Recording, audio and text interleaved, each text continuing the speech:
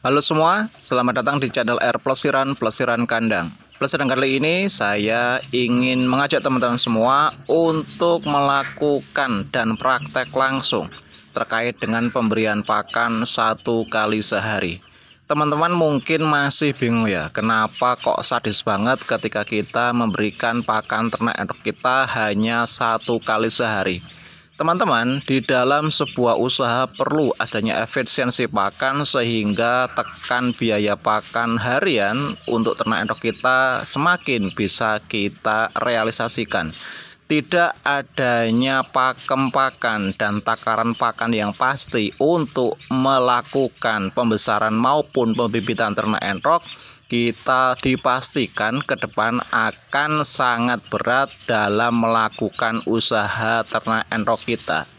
Perlu disadari teman-teman, ternak endok masih saat ini di kalangan masyarakat umum terkenal dengan hewan unggas yang boros, badan yang begitu besar, dan posisi lambung yang sangat lebar menyebabkan ternak endok kita ini dikenal oleh masyarakat luas, yaitu pakannya boros. Ternak endok yang sangat memakan biaya pakan. Ini perlu kita pahami. Jadi, untuk melakukan sebuah usaha khususnya untuk ternak endok, bila kita mampu menekan biaya pakan dengan segala cara, dengan cara pakem kandang yang sudah kita lakukan, maka ternak endok kita tetap akan bisa stabil dalam produksinya dan pakannya juga akan lebih irit. Teman-teman, di dalam komentar ada sebuah pertanyaan seperti ini. Bang, saya ini posisinya habis kecelakaan dan saat ini kaki saya belum begitu normal sehingga saya belum bisa bekerja secara maksimal. Saya mempunyai ternakan endok yang masih sedikit, hanya sekitar 15 ekor. Jadi bagaimana caranya Bang supaya nanti ternak endok kita atau ternak endok teman kita ini yang baru kecelakaan bisa tetap berproduksi, dan pakan apa yang bisa menekan biaya pakan sehingga tidak terasa karena saat ini yang bersangkutan masih dalam keadaan penyembuhan. Oke teman-teman, perlu kita sadari ya, komposisi pakan yang kita berikan untuk ternak endok kita setiap hari sangat penting untuk kita perhatikan. Bila komposisi pakan kita semakin bagus, maka ternakan endok kita akan semakin irit dan akan semakin maksimal di dalam pertumbuhan maupun pembibitannya. Untuk pertumbuhan, untuk pembesaran maksudnya, banyak peternak endok yang jor-joran dalam pemberian ransum pakan. Seperti halnya saya, ketika itu 3 bulan yang lalu bisa dicek di konten-konten saya ketika saya memanen endok lebih dari 75 ekor hasil tetasan di kandang saya. Ketika itu saya sangat semangat sekali dan saya melakukan pembesaran dengan pemberian pakan full 1 bulan dengan menggunakan pur ayam pedaging yang khusus starter. Ketika genap 25 hari, endok saya ini sudah tidak muat dalam kandang sekat. Saya memutuskan untuk melakukan umbaran. Saya turunkan ke tanah padahal belum ada 1 bulan. Tetapi dengan obesitas yang dialami oleh ternakan endok saya ini sangat kesulitan ketika mereka berjalan. Hasilnya apa? Hasilnya dagingnya besar, tulangannya lemah, dan rentan terkena penyakit. Sehingga ketika jalan-jalan di luar kandang dan hawanya terlalu panas, endok-endok saya yang masih umur 1 bulan ini tidak bisa mengamankan dirinya dari terik sinar matahari dan akhirnya banyak yang dehidrasi dan mati. Oke teman-teman, dari kasus ini sebetulnya pakan yang bagus tidak bisa menentukan hasil yang maksimal atau hasil yang bagus. Perlu kita pahami teman-teman, dalam anatomi endok ya, dalam anatomi endok itu ada 2 bagian yang sangat penting untuk kita perhatikan. Yang pertama adalah pertumbuhan. Pertumbuhan ini lebih ke pertumbuhan daging ya, pembesaran, dan yang kedua adalah tulang. Kekuatan tulang kebanyakan tidak disadari oleh ternak enrok, oleh peternak enrok maksudnya. Jadi seperti kita peternak enrok pemula lebih fokus ke pertumbuhan ya. Padahal tulang itu penting bagi enrok kita. Ketika tulangan enrok kita ini lemah, khususnya yang ada di kaki dan lebih besar dagingnya, maka yang akan terjadi adalah enrok kita akan kesusahan untuk berjalan dan akhirnya yaitu tulangannya tidak kuat untuk menopang badan enroknya sehingga enroknya akan lebih rentan terkena penyakit. Teman-teman, banyak peternak enrok pemula khususnya yang pembibitan maupun pembesaran ini lebih condong ke pakan yang jor-joran. Ketika kita mempunyai pakan alternatif, ketika kita mempunyai pakan ransum, pakan fermentasi, pembuatannya karena doktrin enrok ini boros, maka yang perlu kita lakukan adalah menyadari ketika pakan kita ini bagus, tidak perlu banyak teman-teman. Seperti yang saya lakukan saat ini adalah jam 4 sore ya. Saya memberikan ternakan enrok saya ini ransum pakan yang sederhana.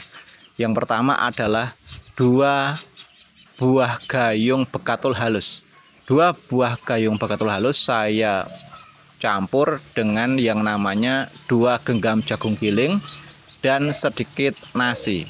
Seperti itu. Setelah itu saya aduk rata dan saya berikan ke ternak enrok saya yang jenisnya Rambon dan jenis jumbo.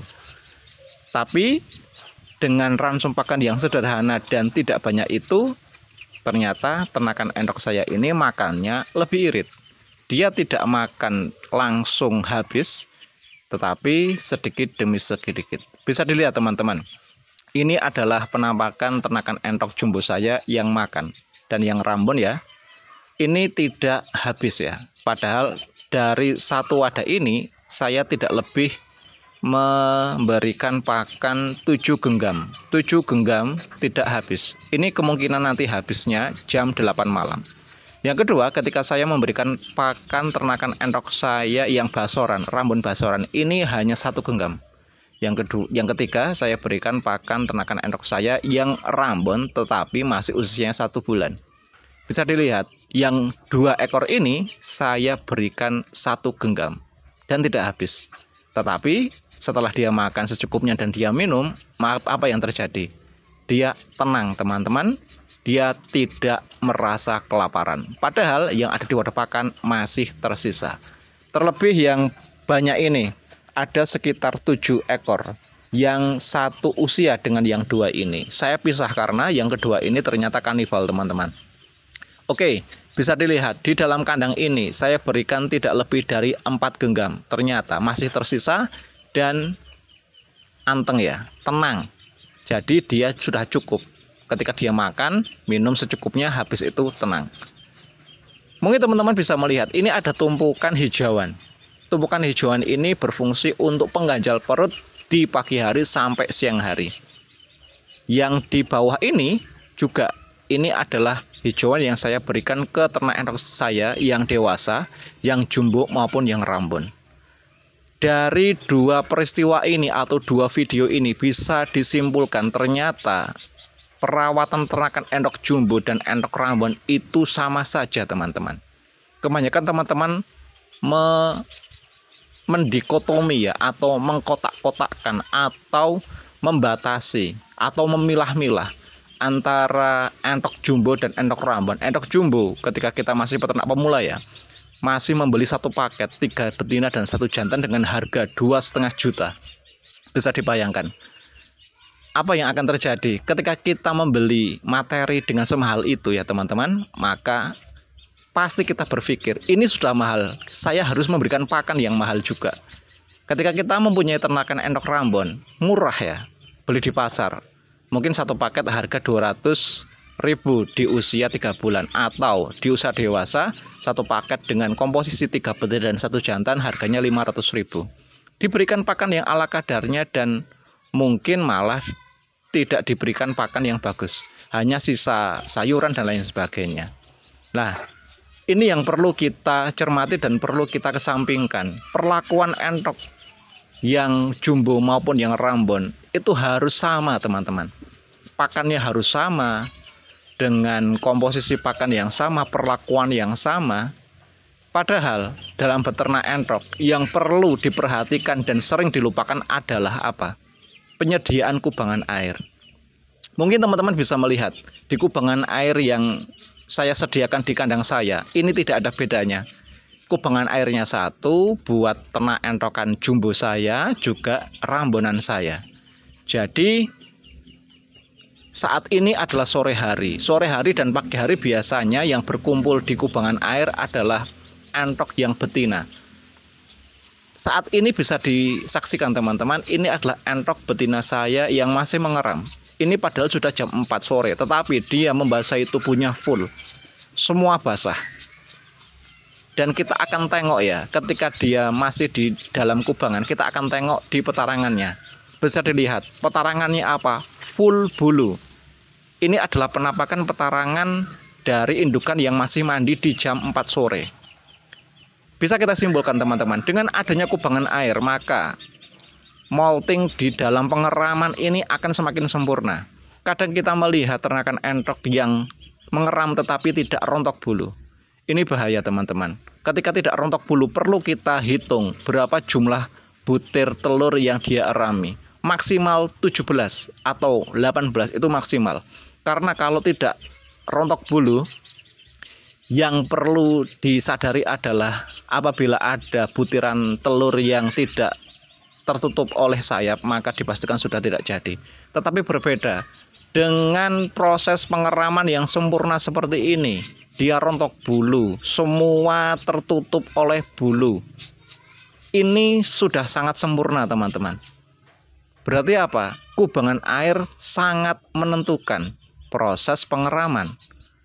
Begitupun dengan entok rambon saya yang saat ini masih dalam keadaan bertelur. Bertelurnya ini masih 3 butir ya, dan birahinya sangat bagus. Sore hari biasanya entok enggan untuk melakukan perkawinan, biasanya dia malam hari. Tetapi saat ini bisa disaksikan entok rambon saya ini masih kawin dengan entok yang jumbo. Mas, kenapa kok ini dicampur antara jumbo dan rambon? Saya ingin mencetak superan teman-teman. Karena orientasi ternak saya adalah bukan hobi, tetapi bisnis untuk usaha sampingan skala rumahan. Jadi bisa disimpulkan teman-teman, pakan hal yang tidak terlalu penting. Yang penting adalah kubangan. Pakan merupakan hal yang tidak terlalu penting, tetapi kita jangan asal-asalan dalam pemberian pakan. Carilah pakan yang lebih dari 3 jenis. 1 mengandung karbohidrat, pada kandang saya bekatul. Yang kedua mengandung protein, pada kandang saya adalah jagung giling. Dan yang ketiga mengandung serat kasar, pada kandang saya saat ini adalah hijauan. Ketiga pakan yang mengandung 3 kandungan ini, yaitu karbohidrat, protein, dan serat kasar, bisa mencukupi kebutuhan tubuh ternakan entok kita.